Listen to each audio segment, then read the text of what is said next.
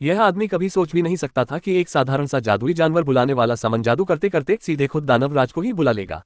असल में जैक की जादुई शक्ति इतनी ज्यादा थी कि उसने गलती से इस दुनिया की सबसे ताकतवर हस्ती को समन कर लिया। जैसे ही दानवराज को पता चला कि उसका समन करने वाला एक इंसान है, वह पूरी तरह हैरान रह गया। उसने तुरंत जैक पर अपने अप्रेजल स्किल का इस्तेमाल किया और जैसे ही उसने जैक के स्टेट्स देखे, दानवराज घुटनों के बल गिर पड़ा और उससे समन कॉन्ट्रैक्ट करने की भीख मांगने लगा। जैक तो बस किसी तरह उसे वापस भेजना चाहता था, इसलिए उसने जल्दी जल्दी कॉन्ट्रैक्ट मान भी लिया। लेकिन उसके गुरु को कुछ गड़बड़ महसूस हुई और उन्होंने सीधे राजा को इसकी रिपोर्ट कर दी। जब जैक से सवाल जवाब हुए तो उसने मान लिया कि उसने दानवराज को समन किया है। दरबार में मौजूद हर कोई सन रह गया।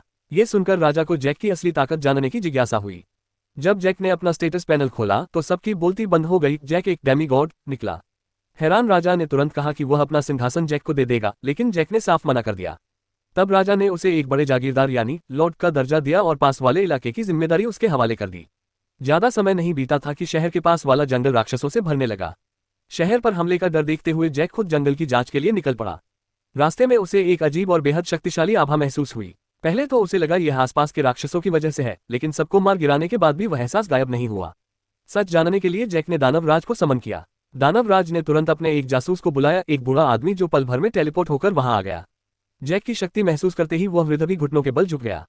सम्मान प्रकट करने के बाद उसने अपनी काबिलियत से पूरे क्षेत्र की टोह लेना शुरू कर दी।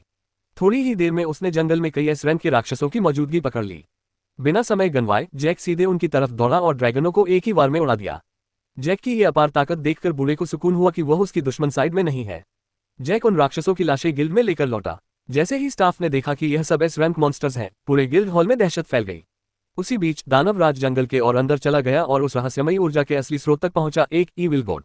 अपनी मौजूदगी पकड़ी जाने पर उस दुष्ट देवता ने तुरंत राक्षसों का बेकाबू हल्ला बोल दिया। दानवराज झट से शहर की ओर टेलीपोर्ट हुआ ताकि जैक को स्थिति के बारे में चेतावनी दे सके। उधर बूढ़ा जासूस अब भी जंगल में राक्षसों का सफाया कर रहा था। कुछ देर बाद जैक और दानवराज दोनों युद्धस्थल पर पहुंच गए। जैक की आभा महसूस करते ही ईविल गॉड उत्साह से कांप उठा। एक विशाल और भयावह युद्ध शुरू होने वाला था।